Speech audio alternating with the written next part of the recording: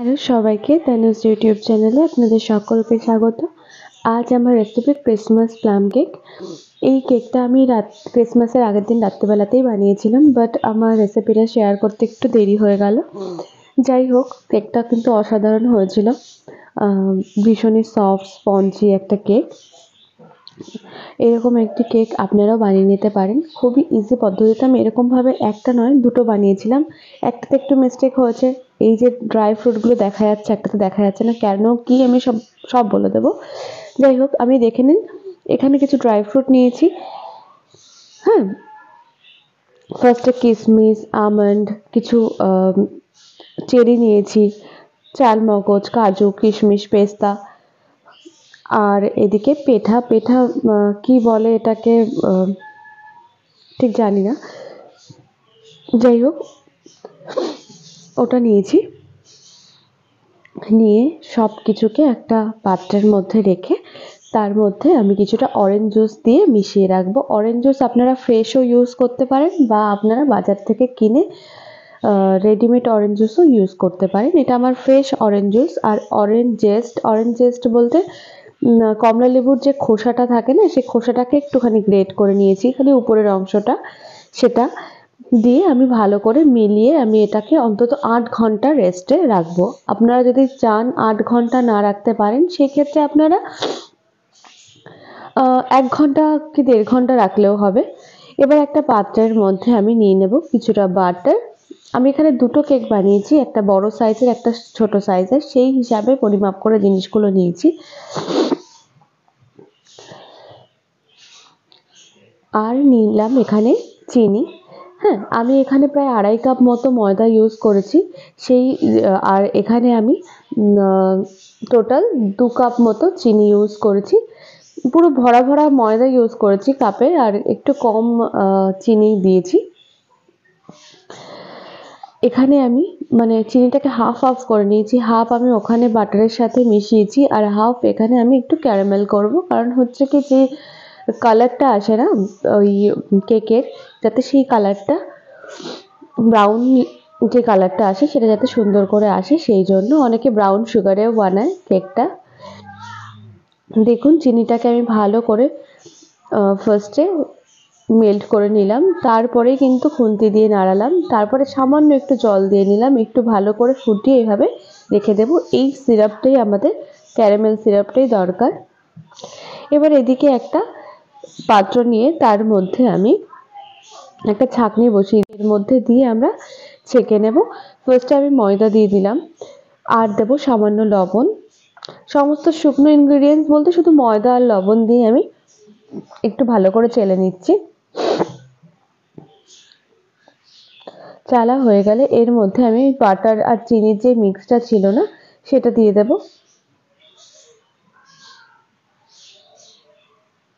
দেখুন, এই বাটার আর চিনির মিক্সটা আমি এর মধ্যে দিয়ে দিচ্ছি। ভালো করে আলতো হাতে সুন্দর করে মিশিয়ে নেবেন, যাতে কোথাও কোনো লাম্পস না থাকে। একটু যেন গোটা গোটা, গুটলি গুটলি যেরকম থাকে আর কি, সেরকম যেন না থাকে। সুন্দর করে ভালো করে মিশিয়ে নেবেন, অসাধারণ হয় কেকটা। এবার আমি যে চিনির সিরাপটা করে রেখেছিলাম সেটাও দিলাম, দিয়ে আমি আবারও ভালো করে এটাকে মিশিয়ে নিচ্ছি সুন্দর করে।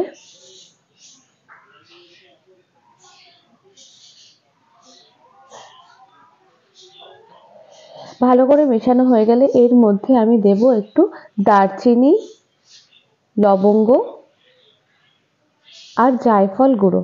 এর মধ্যে আছে দারচিনি, লবঙ্গ এবং জায়ফল গুঁড়ো দিয়ে ভালো করে আবারও মিশিয়ে নিলাম।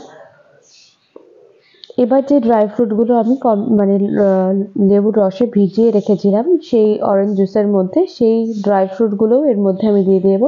এই কেকটাতে, ক্রিসমাস কেকে সবসময় ড্রাই ফ্রুট ভীষণ পরিমাণে ইউজ করা হয়।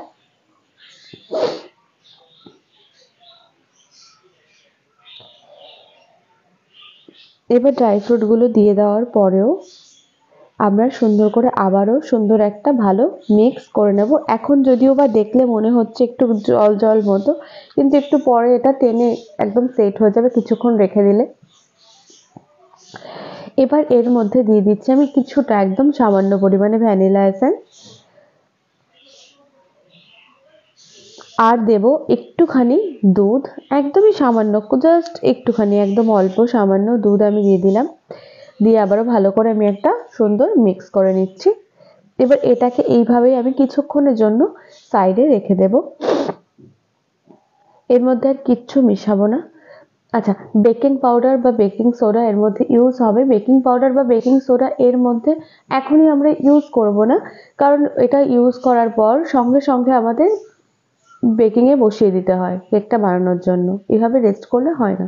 এদিকে আমি একটা বেকিং ট্রে একটুখানি তেল ব্রাশ করে গ্রিস করে নিচ্ছি। তার মধ্যে আমি একটা নিচের দিকে একটা বেকিং শিট রেখে দেব। আমি চারিপাশে দেখুন সুন্দর করে তেল বা বাটার বা ঘি যা পারবেন লাগাবেন। সুন্দর করে লাগিয়ে আমি একটা বেকিং পেপার নিচ থেকে দিয়ে দিলাম।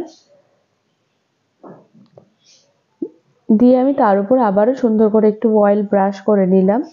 করে নেওয়ার পর এবার আমি কেকের ব্যাটারটাকে নিয়ে আসবো। আমি হাফ হাফ করে নিয়ে আসবো, কারণ হাফ একটার মধ্যে দেবো, হাফ আর একটার মধ্যে দেবো, সেই জন্য। এখানে দেখুন আমি 1 চামচ দিয়ে দিলাম বেকিং পাউডার আর হাফ চামচ মতো বেকিং সোডা। এর মধ্যে আমি দিয়ে দেবো 1 চামচ মতো ভিনিগার। ভীষণ ইম্পর্টেন্ট ভিনিগারটা। হ্যাঁ, ভিনিগারটা দিলে পরে দেখবেন আপনাদের এই বেকিং পাউডার আর বেকিং সোডা দিয়ে একটা রিঅ্যাক্ট হওয়া শুরু হয়ে যাবে। এবার ভালো করে এটাকে মিশিয়ে নেবেন সুন্দর করে নিচ থেকে উপর অবধি। এবার সঙ্গে সঙ্গে আমরা এই বেকিং যেটা তো মোল্ডটা তৈরি করেছি তার মধ্যে ঢেলে দেব সুন্দর করে।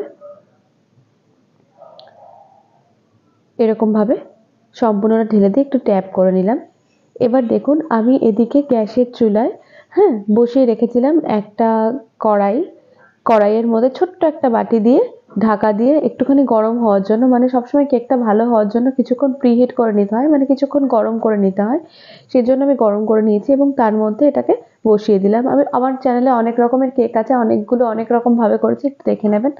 এবার ঢাকা দিয়ে রাখলাম আমি পুরো আধা ঘন্টা আগে আমি একবারও খুলিনি। 30 মিনিট পর আমি চলে আসলাম।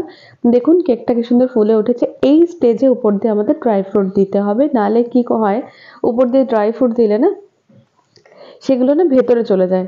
কেক যদি না হয় সেই ক্ষেত্রে উপরে যদি দেওয়া হয় না ভেতরের দিকে চলে যায়, সেই জন্য এই সময় সাজালে ভালো হয়। তবুও আমার ভেতরে চলে গেছিলো, তবুও আমি উপরে অল্প কিছু শুধুমাত্র ড্রাই ফ্রুট দিয়ে নিয়েছিলাম, শুধু টুটি ফুটি দিয়ে নিয়েছিলাম।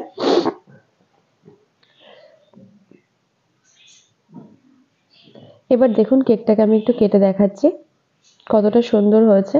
একটা ছোট্ট রিকোয়েস্ট, যদি আমার রেসিপিগুলো ভালো লাগে তো প্লিজ আমার চ্যানেলটিকে সাবস্ক্রাইব করে পাশে থাকা বেল আইকনটা প্রেস করতে একদম ভুলবেন না, যাতে নতুন নতুন রেসিপি আপনাদের কাছে চটজলদি পৌঁছে যায়।